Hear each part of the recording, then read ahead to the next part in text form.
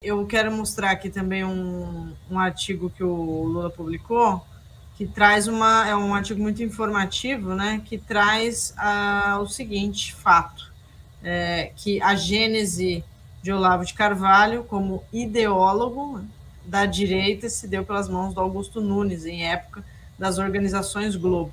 Eu vi que agora há pouco, de maneira normal, como ele sempre faz, derrogatória, né, as pessoas que ele quer atacar, que ele vê como antagonista, o Augusto Nunes respondeu a esse artigo na TV, na Jovem Pan lá, né? E respondeu de forma derrogatória ao 247 e a mim, mas com toda tranquilidade eu vou explicar aqui o porquê. Bom, o Olavo de Carvalho nunca devia ter sido levado a sério, mas foi por culpa de jornalistas caudatários dele, né, colocados nas cúpulas de redações, ali no final dos anos 90, começo dos anos, dos anos 2000, do século XXI, na virada de século.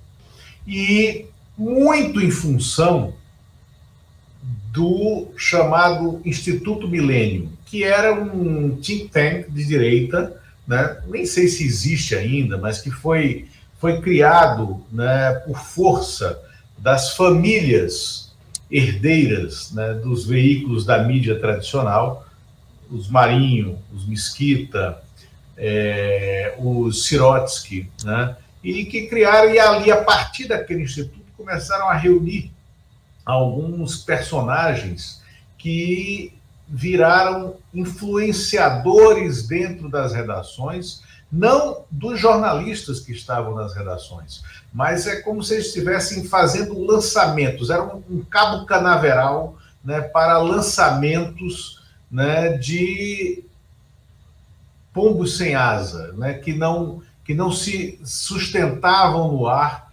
voando normalmente. E o Olavo de Carvalho foi um deles. Ele começou escrevendo alguns artigos bissextos, né, no jornal O Globo, era um teste, e no ano 2000, o Augusto Nunes deu um golpe na redação da revista Época, revista que tinha sido criada em 1998 por um trio de jornalistas e publicitários, né, José Roberto Nassar, Ricardo Fischer, Flávio de Barros Pinto, né, dentro das organizações Globo, né, e era a primeira publicação semanal, a primeira revista, né, das organizações Globo em São Paulo, revista semanal de informação, muito bem sucedida naquele projeto inicial dela. Mas o Augusto resolveu dar um golpe de Estado internamente e imaginou-se já como um personagem de dentro da família Marinho, que poderia influenciar a família Marinho, e começou a criar espaços para pessoas que a família Marinho queria ver como influenciadores, como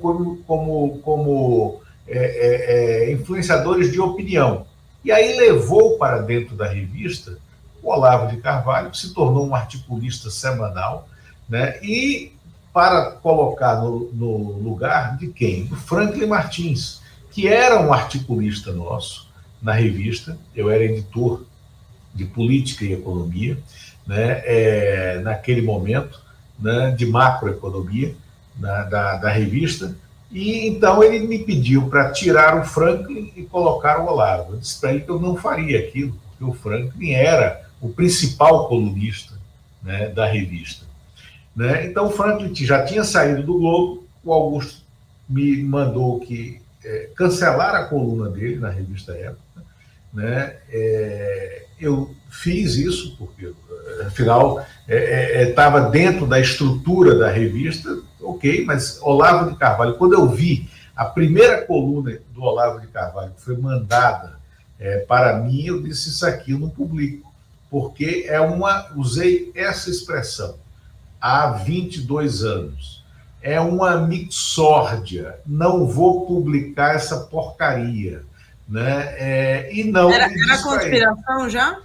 Ah, já eram delírios assim, delírios absolutos com uma raiz de direita, mas que misturava essas coisas meio cósmicas, meio, sei lá, era uma coisa assim, que não tinha pé nem cabeça, mas era de fundo reacionário.